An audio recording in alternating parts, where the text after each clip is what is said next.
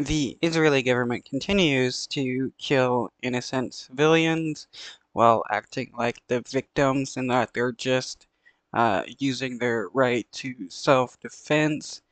You can't claim self-defense when you're committing a genocide and killing innocent civilians. This is not self-defense. This is an outright genocide. We even have the Israeli government saying that all Palestinians are terrorists and none of them deserve to live, that they need to destroy all of Gaza and take it for Israel, or that all Palestinians are animals. Searching for life between the collapsed floors of a school in Gaza City. It was a place of shelter for 700 people made homeless by the war until the Israeli Air Force struck. Our children, we don't know where our young girls are. Where are they? You can't say this is a war between two armies when one side has disproportionately killed thousands upon thousands of civilians, while the other side sees no casualties. Israel says militants were embedded here. Hamas denies using schools for military purposes. Another massacre, to add to the massacres of the Israeli occupation. Mustafa Hafez School, west of Gaza City, was targeted by warplanes. An entire wing of this school was targeted. Now, if the Israeli government was declared a terrorist government, would that make it okay for other nations to bomb Israeli schools where innocent civilians were hiding? No, but somehow the Israeli government thinks it's okay for them to bomb schools where innocent civilians are hiding. And this is because the Israeli government doesn't see any Palestinian as innocent. They see them all as terrorists. The United Nations says more than 470 school buildings in Gaza have been directly hit or damaged in Israeli strikes. Israel's determination to wipe out Hamas has complicated efforts to get hostages released. Last night, Israeli forces recovered the bodies of 6 of them from tunnels under Khan Yunis. Among them, Avram Munda, the only one it was hoped might still be alive. They had plenty. Oh, no surprise that carpet bombing an area where hostages could be in could cause them to die. This is like when the IDF air used an airstrike on a building where they knew hostages were in and killed several of them. They were lucky enough that not everybody there died, and they were able to rescue like 2 or 3 hostages, but the IDF killed hostages. Plenty of opportunities to get him out, together with all the other hostages, together with in so many cases. We have counted 18 cases of the government of Israel torpedoing the initiative to get the hostages back.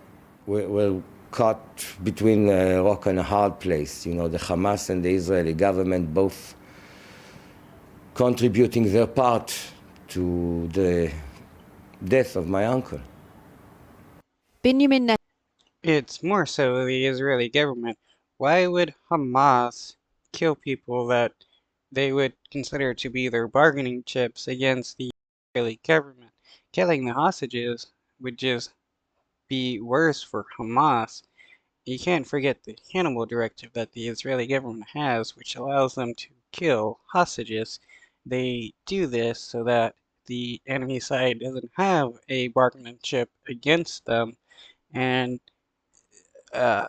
Israelis and the Israeli government also know that the Israeli government doesn't care about the hostages. They're just using them as pawns to justify the genocide in Palestine. Just listen to all the Israelis protesting against Netanyahu and the Israeli government. Netanyahu, who today met the families of some of the remaining hostages, has been accused by many of not doing enough to get them back. We are making an effort to return the hostages under conditions that will allow the maximum number to be released in the first stage of the deal. I say this clearly. This is a goal I set.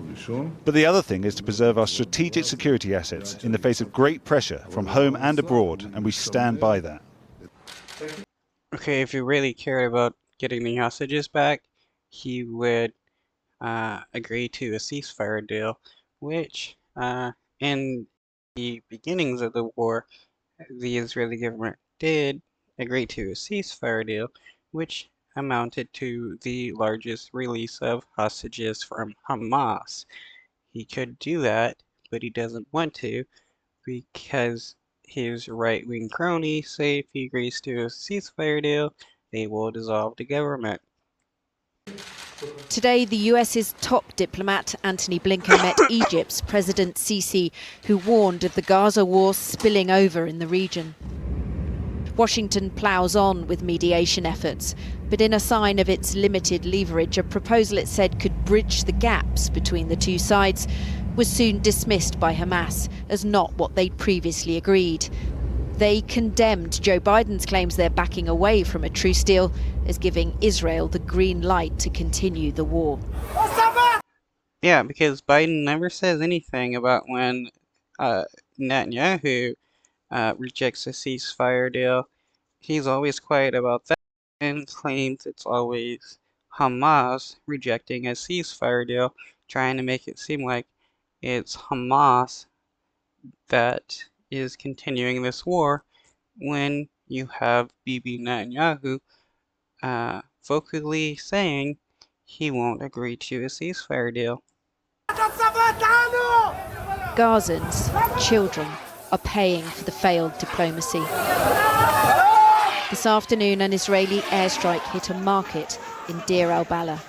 It's thought 9 people were killed. This little girl and her mother made it to hospital alive. Her brother did not survive. What is sad is that there are so many people.